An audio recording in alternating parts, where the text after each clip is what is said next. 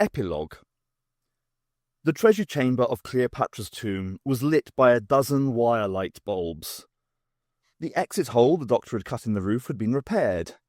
A railing had been erected around the floor slab that opened onto the thieves' tunnel. The TARDIS now stood in the clear space at the centre of the chamber. The doctor was in deep conversation with Themos. Gaius Agricola and Aulus Glabrio were examining the TARDIS with interest. Cassiodorus, Decius, and Tyro gazed fondly at the riches around them, and dreamed of what might have been. Rufinus and Strabo stood a little to one side, self-consciously wearing freshly made armbands of the fledgling civilian city watch. After the actions of the Praetorians, Ptolemy had decided a new, more independent force was required to keep order. Ptolemy himself was talking to Perry, a little apart from the others. "Are you sure you will not reconsider?" he asked gently. Perry smiled a little sadly. "I don't think I'm ready to settle down just yet. You know, if I stayed here, I wouldn't just sit at home all day. I'd want to make changes in how things are done. I mean, you don't even have women senators." Ptolemy opened his mouth to give the obvious reply, when he checked himself and said carefully, "You have them in America?" "Of course. You see, that's the sort of thing I'd try to change, and I really wouldn't want us to be fighting all the time." Ptolemy sighed in resignation. "Still," he added, "life with you would not have been dull." Perry grinned. "Don't worry, you'll find someone else. And who knows, we might be back someday. You can never tell with the doctor. Meanwhile, you've got a lot of friends to help you get everything straight again." Ptolemy regarded the others for a moment. "True.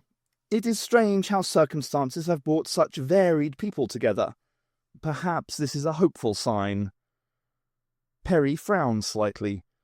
"What are you going to do about Cleopatra Selene? She did plot against Rome after all, even if the Rani did hijack her scheme.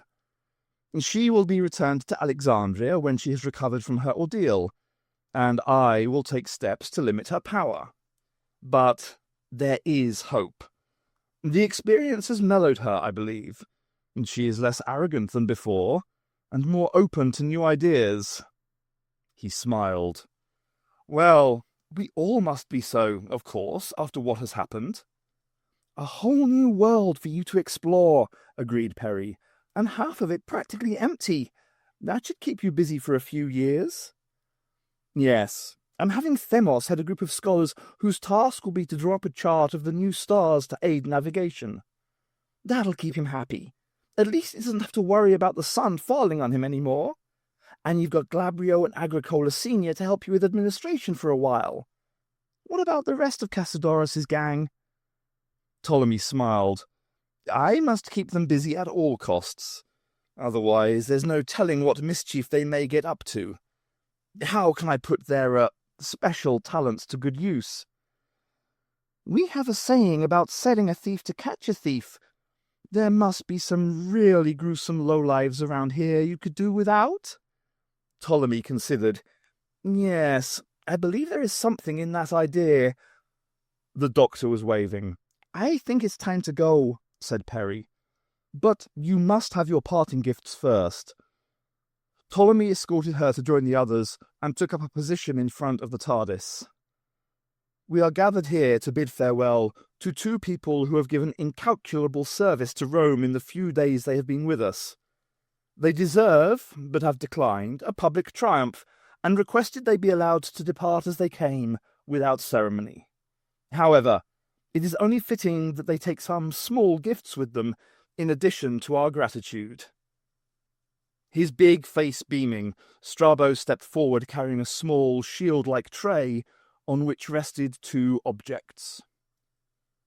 Ptolemy took up the first one. "For you, Doctor, in memory of your remarkable feat in the arena, the traditional gift to a retiring champion gladiator, a wooden sword with a personal addition of my own." The sword was plainly carved, but the scabbard was wrought in silver and studded with jewels. The doctor smiled and bowed. "Thank you, First Consul," he said sincerely.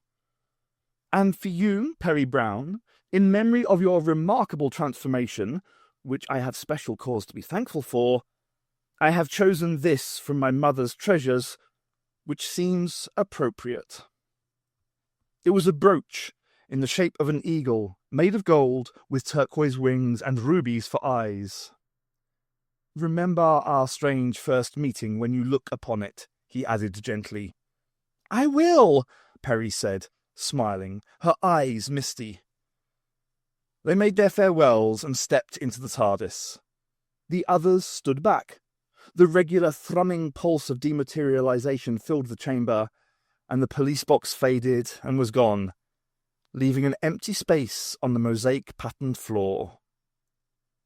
Looking down on the design from above, and taking note of its hexagonal border, it closely resembled a modified Type 40 control console. The TARDIS materialized in planetary orbit, and they took a last look at the blue and white globe of Terra Nova circling its new sun. Perry was quiet for some time, until she became aware the Doctor was looking at her. "All right," she said finally. "You can say I told you so." "Sorry?" "About the danger of becoming something you're not. I thought it could be turned into a challenge, but it was addictive. I was getting high on power." She grimaced. "No pun intended," she sighed. "I sure will miss flying, though. Low-gravity diving's gonna seem pretty tame after that." "Oh, you didn't do so badly," said the Doctor generously. "You showed great courage facing up to the transformation. And remember, the Rani, who should have known better, had already become habituated to the experience, to her detriment in the end." Well, at least she's finished with." The Doctor frowned thoughtfully, but did not reply. "Looks peaceful, doesn't it?" commented Perry wistfully, turning her attention fully to the planet below. "Say, what happens in the future if they meet up with people from the original Earth?" "It will teach humanity that the universe is a far stranger place than they imagined," said the Doctor cheerfully. He looked at her again and raised an inquiring eyebrow. "Sorry you didn't stay?" "Well, no. I guess it wouldn't have worked out. Though Ptolemy came through as quite a guy in the end. I think he'll make a good leader." "Yes, I think so too. He's learnt the limits and dangers of power, and has a challenge to match his abilities, though the struggle will now be with the natural forces rather than the human ones." "There really are no other people on the world except those that came with the segment that was copied?" "That's right.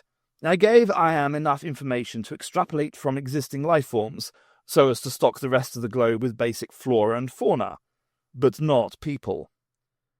"But what happened to Iam when he finished the job?" The Doctor smiled to himself. "Oh, I'm sure he's around somewhere," he said vaguely. "Hey, look!" Perry was pointing to the monitor. The Pacific Basin was turning under them now, and Australia had just come into view.